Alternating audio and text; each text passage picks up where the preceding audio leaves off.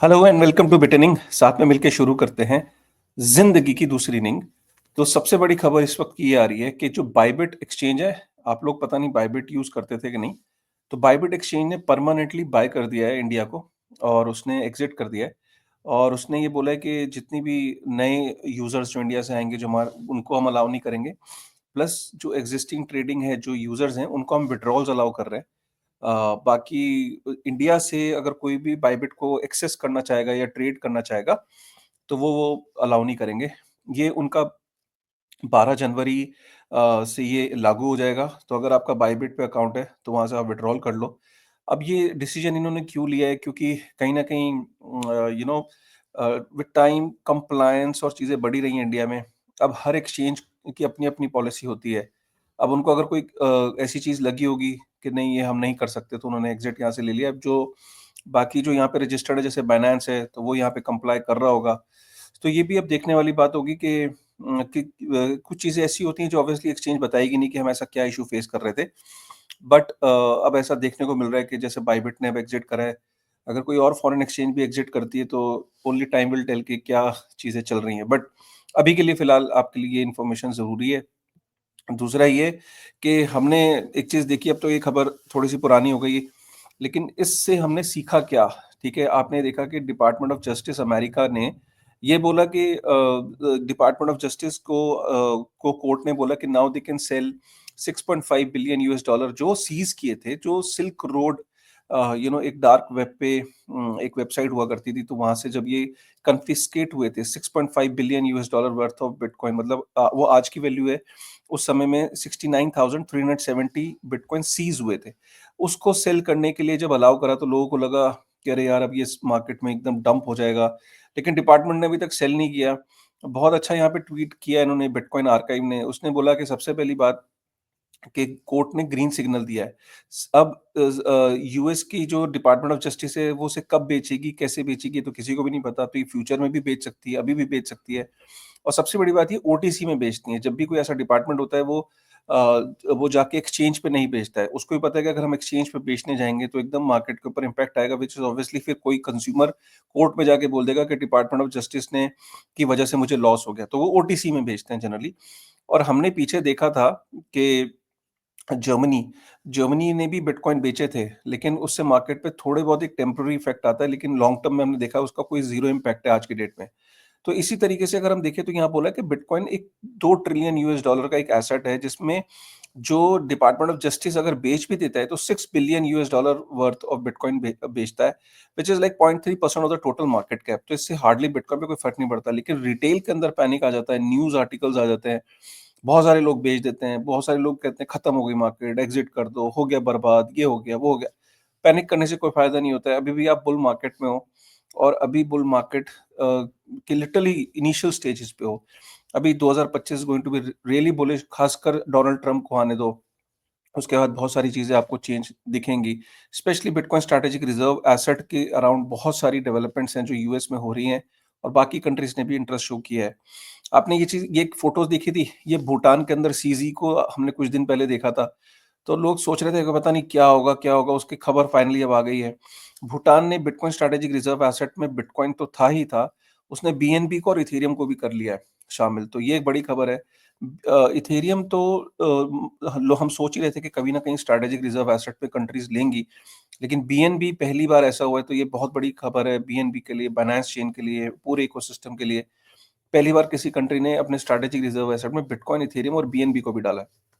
सो ये पहली कंट्री नहीं होगी आने वाले टाइम में भी, जब लोग सोचा करेंगे कि यार हम और क्रिप्टो को कौन से क्रिप्टो को इंक्लूड कर सकते हैं। ऑब्वियसली हमेशा बिटकॉइन लीड करेगा। तो आई थिंक इथेरियम और BNB going to be included. CFTC ने पॉली मार्केट में हम देखते हैं कि वहाँ एक डेरिवेटिव प्लेटफॉर्म है, जहाँ पे लोग बेट्स ले सकते हैं क्रिप्टो के थ्रू। तो पॉली मार्केट में अब इन्वेस्टिगेशन चल रही है ट्रम्प के आने से पहले-पहले, क्योंकि पॉली मार्केट ने ट्रम्प को बहुत पहले जिता दिया था। तो कमला हैरिस वगैरह ने कहीं न कहीं ये ट्रम्प के आने से पहले पॉली मार्केट पे एक इन्वेस्टिगेशन बिठा दी है, और कॉइनबेस से पता किया है कि क्या यूएस के रेज़िडेंट उस पे वोटिंग कर रहे थे, क्योंकि यूएस के रेज़िडेंट्स को डेरिवेटिव प्लेटफॉर्म पे जो पे जाना अलाउड नहीं है, जो यूएस में रजिस्टर्ड नहीं है। तो अब वहाँ पे ये इन्वेस्टिगेशन चल रही है, कॉइनबेस से डेटा माँगा गया है। तो ये वहाँ पे चल रहा है कहीं न कहीं। ट्रम्प के आने के बाद हो सकता है कि वो इस इन्वेस्टिगेशन को बंद कर दे, बट फिलहाल ये इन्वेस्टिगेशन शुरू हो चुकी है कि कौन-कौन से लोग हैं जो यूएस से वोट कर रहे थे वहाँ उस पॉली मार्केट के थ्रू। फिडेलिटी फिडेलिटी का ये कहना है कि हम अभी लेट नहीं हुए बिटकॉइन में। फिडेलिटी की 2 स्टेटमेंट आई हैं। एक तो कि we believe we are in beginning to see early sign of mass diffusion and adoption, और दूसरा इन्होंने ये बोला है कि it may be too late for speculators seeking another frenzy, but we believe we are still incredibly early in this new era of sustainable adoption. तो Fidelity ने ये भाई आपको ये बताने की कोशिश करी कि वी आर नॉट लेट, अगर आपको लग रहा है कि आप लेट हो तो आप नहीं हो। बहुत इंटरेस्टिंग एक डेवलपमेंट चल रही है दोस्त। वो ये चल रहा है कि यूएस डेस्परेटली डोनाल्ड ट्रम्प ये चाहेगा कि ग्रीनलैंड को वो किस तरीके से एक्वायर कर ले। इनफैक्ट यहाँ पे वर्ड यूज़ किया है कि ग्रीनलैंड को बाय कर ले। बाय करना तो नहीं, बट ग्रीनलैंड के जो कि अभी जो जो डेनमार्क का किंगडम है, वहाँ से वो गवर्न होता है। लेकिन उनको एक ऑटोनॉमी दी हुई है, डिसीजन मेकिंग दी हुई है। ग्रीनलैंड के रेजिडेंट्स बिल्कुल भी खुश नहीं है डेनमार्क से, किंगडम से। वो ऑटोनॉमी चाहते हैं, लेकिन वो इतनी कम पॉपुलेशन है, उनको ये भी पता है कि वो हमेशा डिपेंडेंट रहेंगे, क्योंकि उनके पास कोई नेचुरल रिसोर्सेज़ हैं बहुत सारे, लेकिन उनको फिर भी इतना फ्रीज़िंग टेम्परेचर है और सब चीज़ें, उनको फाइनेंशियल एड चाहिए होती है। तो ग्रीनलैंड चाहता है कि वो अमेरिका के साथ मिल जाए, डोनाल्ड ट्रम्प भी चाहता है, और डोनाल्ड ट्रम्प ग्रीनलैंड को इसलिए चाहता है कि फ्यूचर में स्ट्रैटेजिकली भी बहुत इंपॉर्टेंट है। वॉर के टाइम पे एंड ऑल दैट वहाँ पे बैलिस्टिक मिसाइल्स और अपना बेस बना लेगा। रशिया के ऊपर चेक रखेगा, और दूसरा ये कि ग्रीनलैंड एक ऐसा एनवायरनमेंट है जहाँ पे बिटकॉइन माइनिंग के लिए बहुत सूटेबल है, और बहुत ज़्यादा नेचुरल रिसोर्सेज़ हैं ग्रीनलैंड में। तो ये एक इम्पोर्टेंट फैक्टर हो सकता है ग्रीनलैंड के पीछे कल को आपको लड़ाई देखने को मिले, कि रशिया बिल्कुल अपोज़ कर दे, डेनमार्क अपोज़ कर दे, क्योंकि डेनमार्क खुश नहीं है। तो फ्यूचर में जियोपॉलिटिकल सिनेरियो में ग्रीनलैंड पे आप नज़र रखना। डोनाल्ड ट्रम्प डेस्परेटली चाहता है, तो 20 तारीख के बाद आपको बहुत सारी आवाज़ें सुनने को मिलेंगी, ठीक है? उसके बाद एशिया के अंदर से दोस्तों, आपको लगता था कि हाँ, चाइना, एशिया के अंदर 60% जो क्रिप्टो का जो यूज़र है ना, वो एशिया से है। और आप देखो तो एशिया में जो सबसे बड़ा यूज़र है वो चाइना से आ रहा है। पम्प डॉट फन में आप देखो कि जो ट्रैफ़िक आ रहा है वो चाइना, हांगकांग, ताइवान और इंडोनेशिया से आ रहा है, और 5.1% ट्रैफ़िक इंडिया से आ रहा है। मतलब चाइना से और इंडिया से मीम्स को लेके पम्प डॉट फन पे सबसे ज़्यादा ट्रैफ़िक था। चाइना बिल्कुल डेड नहीं हुआ है, चाइना को आप निकाल दो कि क्रिप्टो, कई लोग कहते हैं चाइना में बैन है, ऐसा नहीं है। चाइना का जो एक्सपेरिमेंट कर रहा है सारा का सारा हांगकांग के थ्रू कर रहा है। तो ये आप लेके चलो कि China is really going hard for crypto. मैंने यहाँ पे पम्प डॉट फन वाली न्यूज़ डाल दी, और एक और न्यूज़ आ रही है, इनफैक्ट ये न्यूज़ भी कवर कर लेते हैं कि अभी बिटकॉइन ने आज में 14 कंसेक्युटिव ग्रीन अर्ली कैंडल्स करे। मतलब ये एक के बाद एक के बाद एक, तो आप देख सकते हो कि जो रिकवरी है वो कितनी क्विक है बिटकॉइन में। इसलिए we are not done with the bull bull market. ये आप इसको लेके चलो। 2025 में मेरी विश लिस्ट ये है कि जो ये हम देखते हैं ना, 1, 2, 3, 4, 5, 6 इन कंट्रीज़ के पास इंडिया नहीं है इस लिस्ट में। मैं चाहता हूँ कि 2025 में India should be included in this list. I really hope so. Czechoslovakia का जो गवर्नर है वो बोल रहा है कि भैया हमें बिटकॉइन को as a strategic reserve asset के बारे में प्लानिंग चल रही है। गवर्नर्स बात करने लग गए हैं, दुनिया भर के सेंट्रल बैंक्स के, नेशंस के। बहुत इम्पोर्टेंट वीडियो है, इस वीडियो को पूरा देख लेना, गूगल पे सर्च कर लेना, यूट्यूब पे सर्च कर लेना। जो जेनसेंग वांग जो है, एनवीडिया का जो सीईओ है, भाई उसने बोला है कि AI agents is the next big thing. उसने बोला है कि AI agents will redefine work, robotics and autonomous vehicle. The age of AI agentics is here with a multi trillion dollar opportunity. और यही कारण है कि एआई एजेंट्स क्रिप्टो में बहुत ज़्यादा तेज़ी से बढ़ रहे हैं। बाइनेंस ने लिटरली एआईएक्सबीटी, सीजीपीटी और कुकी को अभी लिस्ट करा है। पहली एआई एजेंट्स जो बाइनेंस पे लिस्ट हो रहे हैं, आप सोच सकते हो ये कितने बड़े हो गए हैं। एआई एजेंट जो ये है, ये लिटरली क्रिप्टो इन्फ्लुएंसर है ट्विटर पे। ये क्रिप्टो इन्फ्लुएंसर है, इसने 2 महीने के अंदर 3.5 लाख इसके फॉलोवर हो गए हैं। कितना ये एक से एक ट्वीट करता है। इसकी इसकी जो रिटर्न कैपेबिलिटी है, तो ये अमेज़िंग है मतलब। और इसने इतने कम टाइम में इतना इतना ट्रैक्शन गेन कर लिया है। आप सोचो कि एआई एजेंट्स की जो कैटेगरी है वो 15 बिलियन यूएस डॉलर की हो गई है, और बहुत तेज़ी से ग्रो कर रही है। ये आप काइनगेको पे जाके चेक कर सकते हो, एआई एजेंट्स की जो कैटेगरीज़ है, यहाँ पे आप जाके देख सकते हो। और एआई एजेंट्स के बारे में मैंने ही लिखा है कि 6 महीने के अंदर जो इन्फ्लुएंसर क्रिप्टो ट्विटर पे था, 6 महीने के अंदर ये एआई एजेंट्स उसे रिप्लेस करने वाले हैं।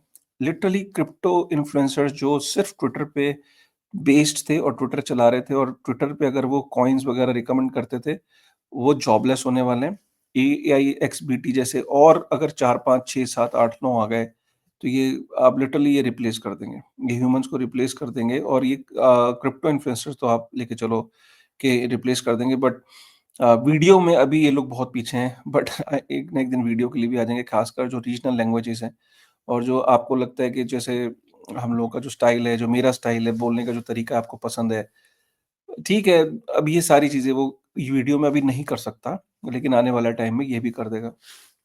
इम्पोर्टेंट चीज़ ये है कि टेक्नोलॉजी के साथ आपको चलना है, टेक्नोलॉजी को समझना है। इतनी तेज़ी से डेवलपमेंट्स हो रही हैं कि मैं आपको बता नहीं सकता, मतलब अ, हर चीज़ के अंदर एआई जो है वो आपको इफ़ेक्ट कर ही रहा है, लेकिन जो एआई का मैंने जो वीडियो बनाया था, मतलब उस वीडियो को आपको देखना चाहिए क्यों पब्लिक ब्लॉकचेन पे जो एआई एजेंट्स बन रहे हैं, जो क्रिप्टो बेस्ड एआई एजेंट्स हैं, वही फ्यूचर है।